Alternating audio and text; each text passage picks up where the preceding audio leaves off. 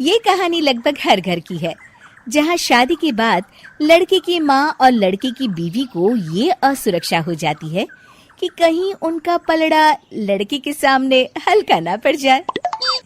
ऐसे में चालाक बहू सास को कैसे देती है जवाब, चलिए देखते हैं इस कहानी में। सौम्या और उसकी सास एक दूसरे से जलन की भावना रखती। दोनों के बीच सिर्फ कंपटीशन था कि आखिर शेखर है किसका। शेखर यानी सौम्या का पति और कंचन बहन का बेटा। एक दिन सौम्या अपने कमरे में शेखर से फोन पर बात कर रही थी। हेलो शेखर, मैं ना आज सारा दिन घर का काम काज करके थक गई हूँ। क्यों ना शाम को किसी क्लब में चले? Okay baby. कमरे के बाहर कंचन बहन सौम्या और शेखर की सारी बात सुन लेती हैं। बड़ी आई मेरे बेटे को लेकर क्लब जाने वाली। शाम को तो वो मेरे साथ मंदिर जाएगा। शाम को शेखर जल्दी वापस आता है और सौम्या भी शानदार ड्रेस पहनकर तैयार रहती है। अरे शेखर बेटा, अच्छा हुआ तुम आ गए। बेटा लगता है मेरी कमर में लचक पड़ गई है। हाय मैं तो मर गई। अरे माँ, क्या हुआ? मेरी तो सौम्या से बात हुई थी, उसने तो मुझे कुछ भी नहीं बताया।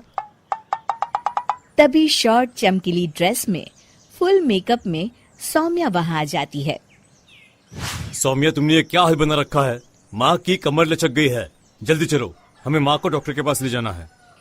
लेकिन माँ अभी कुछ देर पहले तो ठीक थी। हाँ, मैं तो नखरे कर रही हूँ ना। नहीं माँ, सौम्या का ये कहने का मतलब नहीं था। चलो, हम अभी डॉक्टर के पास चलेंगे। सौम्या परेशान सी माँ की तरफ देखती है। शेखर माँ को पकड़कर कार की तरफ ले जाता है कि तभी कंचन सौम्या की ओर देखकर आंख मारती है। कंचन सौम्या की तरफ शरारती हंसी हंसते हुए कहती है, सौम्या बेटा, जरा खाने में कुछ चटपटा बना लेना। मैं शेखर के साथ डॉक्टर के बाद मंदिर जाऊंगी और हमें आने में देर हो जाएगी। शेखर और कंचन जैसे ही कार में बैठने जाते हैं, सौम्या वहां आ जाती है। शेखर, मुझे ना माँ की बहुत चिंता हो रही है। क्यों ना मैं भी आपके साथ चलूं? खाना मैं घर आकर बना लूंगी। वाह सौम्या, तुम कितनी अच्छी हो। तुम्हें माँ का कितना ख्याल है। सौम्या कंचन की ओर देखते हुए, आखिर तुम्हारी माँ मेरी माँ भी तो है। अरे नहीं सौम्या बेटा, तुम परेशान ना हो। अरे माँ नहीं, सौम्या भी आपके ठीक होने तक परेशान ही रहेगी और उसका मन भी काम में नहीं लगेगा। चलो सौम्या, तुम भी साथ चलो। सौम्या पार्टी की ड्रेस में ही शेखर के साथ कार के सामने सीट पर सवार हो जाती है। कंचन रास्ते में कहती है, अरे शेखर, ये तो किसी चमत्कार से कम नहीं। क्या हुआ माँ?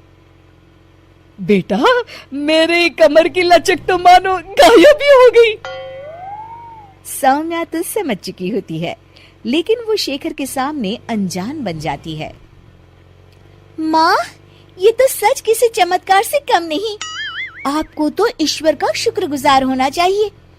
शेखर, चलो हम माँ को सिविल लाइंस के हनुमान मंदिर ले जाते हैं। और देखिए ना, आज मंगलवार भी है। हाँ, क्यों नहीं। लेकिन सौम्या, मैं तो ऑफिस से सीधे यहाँ आ गया हूँ। मैंने तो हाथ मुंह भी नहीं धोए। मैं मंदिर कैसे जाऊंगा? कोई बात नहीं शेखर, मैं और माँ भगवान का शुक्रिया अदा कराएंगे। चलो अच्छा ही है, ये मेरे साथ रहेगी और मैं मंदिर के भी दर्शन कर लूंगी। रही बात शेखर की, तो अच्छा ही है। अगर वो मेरे साथ नहीं तो इस सौम्या की बच्ची के साथ भी नहीं रहेगा। मंदिर के बाहर काफी भीड़ देखकर कंचन और भी खुश हो जाती है। दर्शन करने में कम से कम 2-3 घंटे तो लग ही जाएंगे।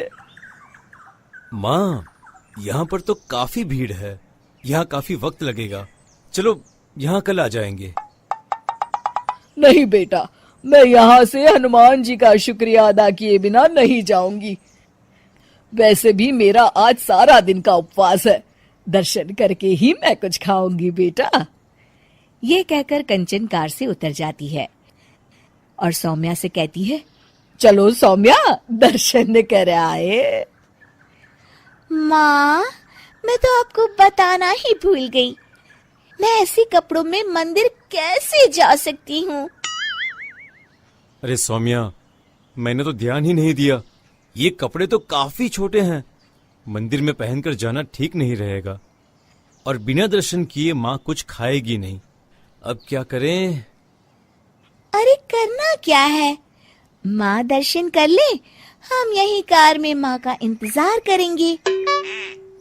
माँ, आप मंदिर में दर्शन करें, तब तक मैं और सौम्या पास के होटल से कुछ खाकर आते हैं। और हाँ, आपके लिए भी पैक करवा लेंगे। फिर क्या था, निराश चेहरा लिए कंचन मंदिर चली जाती है। सीख, चालाकी उतनी ही अच्छी है जिससे किसी को नुकसान ना पहुंचे, वरना कभी कभी ज्यादा चालाकी नुकसान का कारण भी बन जाती है। दिवाली आए, रोशनी लाई, हर गली हर मोड़ पे खुशियाँ छाई। पटाखा चले, लाइटिंग बजे, दिल में उमंग है, चेहरे पे सजे। कोरस फीमेल वोकल, मेलोडी, दिए जले, धड़कन चले, प्यार की रंगोली सी ये रात है। संग तेरे, सच के खिले, जैसे खुद रब की ये बात है। ग्रेनाडा फेंको, चलाओ गन, फ्री फायर में मचाओ फन। जोन में रहो, हेल्थ बढ़ाओ, लास्ट तक बचो, बूया पाओ। वीडियो गेम मम्मी बोली, बेटा पढ़ ले, मैं बोला बस एक गेम चलने दे। होमवर्क भी मैं टाइम से करूँ, फ्री फायर भी दिल से लड़ूं। माइक डीजे आलोक, स्काइला भाई सब।